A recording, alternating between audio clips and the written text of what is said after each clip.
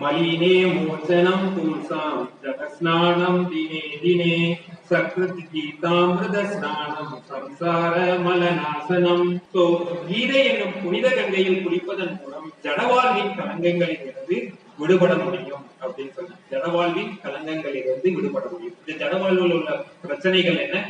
3 பிரச்சனைகள். ஒண்ணு ஆதி ஆத்மிக், ஆதி பௌதிக், ஆதி தெய்வீக் அப்படின்னு சொல்லுவாங்க. ஆதி ஆத்மிக்னா என்ன? பிரச்சனை வேற யாருமே இல்லை, நமக்கு நாமளே பிரச்சனையே இருக்கும். நம்ம மூளையே நம்ம என்ன பண்ணோம், அதே யோசிச்சு அதே பிரச்சனைகளை கொடுக்கும். நம்மளே எப்படி கஷ்டப்படுத்திக்கலாம் நம்மளே யோசிச்சுட்டு இருப்போம், வேற யாருமே வேணாம்.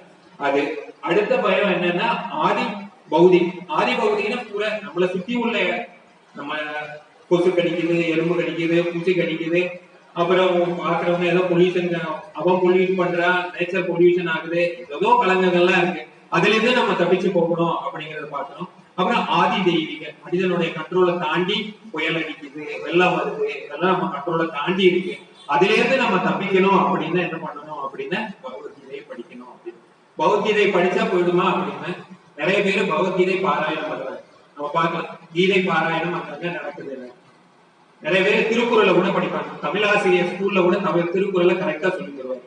கரெக்டா அதுல 922 போய் பார்த்தா கல்லுண்ணாமைன்னு இருக்கும். ஆனா இந்த வாத்தியார அந்த கல்லுண்ணாமையை பத்தி யோசிக்கவே மாட்டாரு. அதுக்கப்புறம் 250 போனா மாமிசம் சாப்பிடக்கூடாதுன்னு இருக்கும், அது அவரே சாப்பிடுவார்.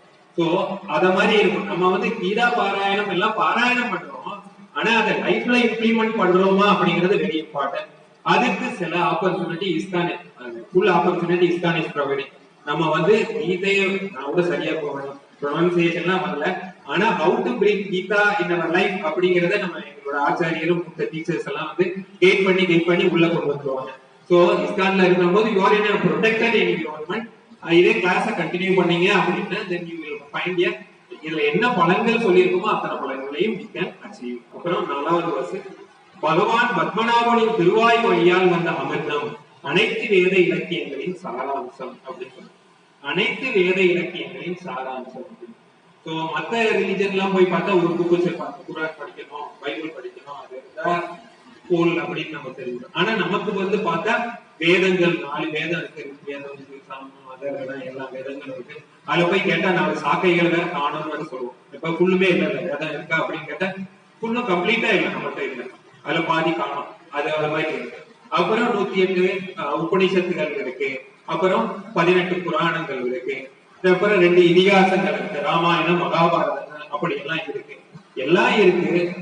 நம்ம இது இப்ப எதை படிச்சு நமக்கு வாழ்க்கையில முன்னேறணும் அப்படிங்கிறது, இவ்வளவு இலக்கியங்கள் இருக்கு, நான் ஏதாவது ஒரு புக்கை படிச்சா போதுமா அப்படின்னு first we have to start from one book. எந்த புக்கு நம்ம அப்படின்னா பகவத்கீதை அப்படின்னு. ஏன் அப்படிங்கிறது சொல்றாரு, பகவான் பத்மநாபனின் திருவாயு வழியால் வந்த அமிர்தம் அப்படின்னு சொல்றாரு. அப்படின்னா யார் சொன்னது? பத்மநாபன், அந்த கிருஷ்ணர் வாயிலிருந்து வந்த அமிர்தம் அப்படின்னு சொல்றாரு. சோ இதை நம்ம படிக்கிற போது, எவ்வளவு இலக்கியங்கள் இருந்த போதும் இந்த பகவத்கீதையை படிக்கிற போது நமக்கு என்ன கிடைக்குது அப்படின்னா எல்லா வேதங்களையும் படித்ததற்கான அனுபவமே நமக்கு கிடைக்கிறது அப்படின்னு. அடுத்த வருஷம், கங்கையின் நீரை குடிப்பவன் முக்தி அடைகிறான், மகாபாரதத்தின் அமிர்தம் கிருஷ்ணரால் உபதேசிக்கப்பட்டது. கங்கை நீரை நம்ம குடிக்கணும், அங்கிருந்து கங்கை போகணும், கங்கா யாத்திரை போகணும் அப்படின்லாம் போறோம், காசி யாத்திரை போகணும் அப்படின்லாம் போறோம். போய் ஏன் அப்படின்னா அந்த கங்கா ஸ்நானம் பண்ணா நமக்கு புனித கிடைக்கும் அப்படின்னு சொன்னா, அதே மாதிரி மகாபாரதத்துல உள்ள இந்த அமிர்தமான இந்த பகவத்கீதை எதுல இருக்கு? மகாபாரதத்துல இருக்கு. அந்த மகாபாரதத்துல உள்ள இந்த 700 ஸ்லோகங்கள், 1.25 ஸ்லோகம் மகாபாரதம், அதுல ஒரு 700 ஸ்லோகம் தான் நமக்கு இந்த பகவத்கீதை.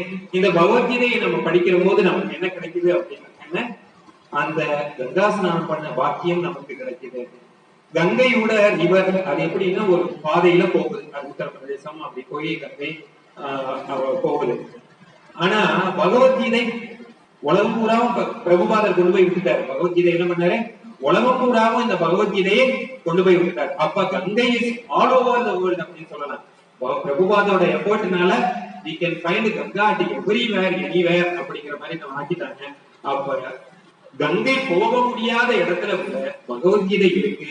அதனால அந்த பகவத்கீதையை படிப்பதனால நமக்கு எல்லா அமிர்தம் அப்படின்னு சொல்றாங்க. அமிர்தம் அப்படின்னு நமக்கு வந்து எப்பயுமே நிரந்தரமா இந்த நம்ம சொல்ல இந்த பௌதிக உடலை சொல்லல, நம்ம ஆன்மீக ஆனந்தமான அந்த ஆத்மாவிற்கான ஆனந்தத்தை அடைய முடியும் அப்படிங்கிறது நமக்கு தெரியும். சர்வோ உபனிஷதோ காவோ துக்தா கோபால நந்தனக பார்த்தோ வஸ்து சுதி போக்தா துக்கம் கீதாமிரத மகர்.